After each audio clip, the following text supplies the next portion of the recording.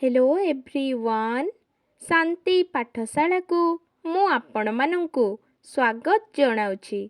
आजिकार एक नूतन वीडियो रे आमे आलोचना करिबा जरा निवास केते सफल केते विफल। तेबे वीडियोटी को आरंभ करिबा पूर्वरु चैनल को सब्सक्राइब करिनियंतु एवं बेल आइकन टी को प्रेस करि दियंतु। चलंतु आरंभ करिबा। आम महान भारत वर्षर आर्य संस्कृति विषय रे चिंता कले गर्वरे आमर छाती फुली उठे। सर्वधर्म समन्वय अनेकरे एक जीवे दया सर्वघटे नारायण गुरुजन रे भक्ति आदि अनेक संस्कार रे परिपूर्ण आम भारतीय जीवन। देवादेवी पिता माता नद नदी पर्वत वृक्ष पशु एमानंक पूजा आराधना आम भारतीय संस्कृति रे अछि। तेबे पिता माता ओ अतिथिंक क्षेत्र रे आम संस्कृतिर मर्मबाणी हेला मातृदेव भव पितृदेव भव अतिथि देव भव। एमानंकु देवता तुल्य पूजा करी भारतीय संस्कृति तार महानता को बजाय रखिथिला। मात्र आजि ताहा स्वप्न। से उक्तिर मूल्य आम पाखरे आजि तुच्छ होई जाइछि। पुराण पृष्ठा को आखि पकाइले पितृमातृ भक्त श्रवण कुमार, पितृभक्त परशुराम, पितृभक्त श्री रामचंद्र एमिति अनेक जोग जन्मा संतान माने सेमानंक पिता मातांकु श्रद्धा सम्मान पूजा करिबा उद्देश्य रे निज जीवन को विपदरे पकाइछंती बा विसर्जन देइछंती। सेमाने बुझिथिले पिता माता ईश्वर, तांकु सेवा कले जीवन रे परम गति प्राप्त हुए। हेले आजिर अत्याधुनिक मनीष से कथा उपरे एते गुरुत्व देउ नाही। अन्य पक्षे भारतीय संस्कृति रे सेवार महत्व विषय रे बहु उपादेय आख्यामान अछि। वृद्ध अक्षम दुर्गत मानंकर सेवा पाई आमर जातिर जनक महात्मा गांधी, उत्कलमणि गोपबंधु एमिति अनेक महात्मा सेवा विषय रे कहिछंती ओ कार्य करी देखाई अन्य पाई उदाहरण पालटिछंती। वर्तमान आमे अपर कथा पछकु पकाई निज कथा चिंता कले लज्जित हेबाकु पड़े। परिवार भितरे बापा माँ भाई भौणी जेजेमा जेजेबापा एमिति की आश्रित किछि वयोज्येष्ठ व्यक्ति थांती। बयसर शेष पाहाचरे सेमाने टिके सुस्तरे बंचिबाकु चाहंती।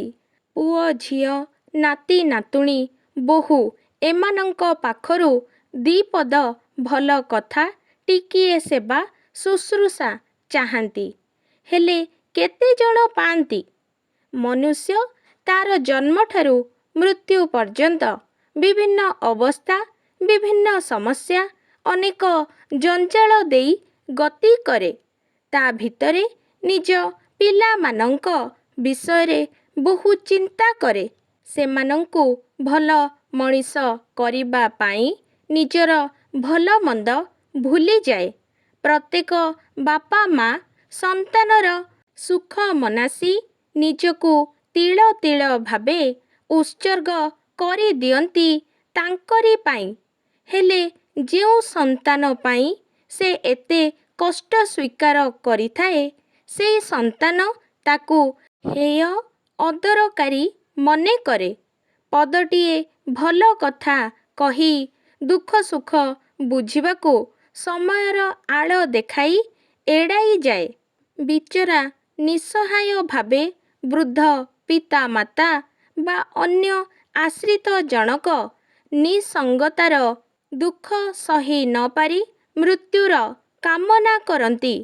ଏମିତି ଅନେକ ପରିବାର ଅଛନ୍ତି ଯେଉଁମାନେ ନିଜର ବୃଦ୍ଧ ଅସହାୟ ପିତାମାତାଙ୍କ ପାଇଁ ଟିକିଏ ବି ସମୟ ବ୍ୟୟ କରନ୍ତି ନାହିଁ।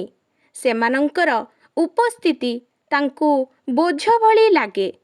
ନିଜ ପିଲାଙ୍କ କଥା ଚିନ୍ତା କରି ବାପା ମାଙ୍କୁ ଭୁଲି ଯାଆନ୍ତି। ହେଲେ ସେମାନେ ଚିନ୍ତା କରିବା ଦରକାର ଦିନେ ସେମାନେ ମଧ୍ୟ ଏହି ଅବସ୍ଥାକୁ ଆସିବେ। ଏହିପରି ବୃଦ୍ଧ ଅସହାୟ ବ୍ୟକ୍ତିମାନଙ୍କ ପାଇଁ ସରକାରୀ ବେସରକାରୀ ସଂସ୍ଥାମାନେ ଜରା ନିବାସ ଖୋଲିଛନ୍ତି। ସେଠାରେ ଏହି ଅବହେଳିତ ବୃଦ୍ଧମାନଙ୍କର ଦେଖାଶୁଣା କରାଯାଏ।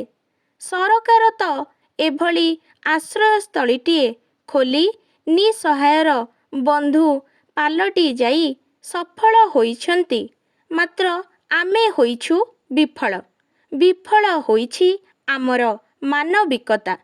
ଯେଉଁମାନଙ୍କ ସେବା ଆମ ଭାରତୀୟ ସଂସ୍କୃତିର ଅବିଚ୍ଛେଦ୍ୟ ଅଙ୍ଗ ଥିଲା, ତାକୁ ଆମେ ଭୁଲିଯାଇ ନିଜ ଛାତିରେ କୁରାଢ଼ୀ ବସାଇଛୁ।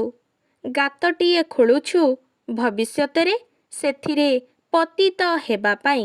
ଆମେ ଆମର ନୈତିକ ମୂଲ୍ୟବୋଧକୁ ଭୁଲିଯାଇ ପାଲଟି ଯାଇଛୁ ଅଧର୍ମୀ ଆଉ ଅଧମ ସନ୍ତାନ। ଯାହା ପାଇଁ ଆମେ ଦୁନିଆର ପାଣି ପବନ ଦେଖୁଛୁ, ମଣିଷ ଭଳି ମଣିଷଟିଏ ହୋଇଛୁ ବୋଲି ଅନୁଭବ କରୁଛୁ, ସେଇ ଦେବତା ଭଳି ପିତାମାତାଙ୍କୁ ଆମେ ପୂଜା କରିବା ଉଚିତ। ସରକାର ତାଙ୍କ ପାଇଁ ସହାୟତାର ହାତ ବଢ଼ାଇଛନ୍ତି। ସେଇମାନଙ୍କ ଉପଲକ୍ଷେ ଅକ୍ଟୋବର 1କୁ ବାର୍ଦ୍ଧକ୍ୟ ଦିବସ ଭାବେ ପାଳନ କରାଯାଏ। ମାତ୍ର ଏସବୁର ଆବଶ୍ୟକତା କାହିଁକି ଆସିବ? ଆମ ଭିତରେ ଶୋଇ ଯାଇଥିବା ମାନବିକତାକୁ ଜଗାଇ ସେଇ ପୂର୍ବବାଣୀ ପିତୃଦେବ ଭବ, ମାତୃଦେବ ଭବ, ଅତିଥି ଦେବ ଭବ ଉଚ୍ଚାରଣ କରି ଯଥାର୍ଥ ସନ୍ତାନର ପରିଚୟ ଦେବା, ସେବା ହିଁ ପରମ ଧର୍ମର ବାର୍ତ୍ତା ପ୍ରଚାର କରିବା।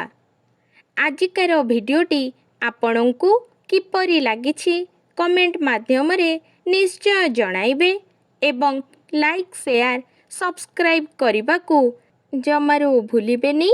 ଧନ୍ୟବାଦ।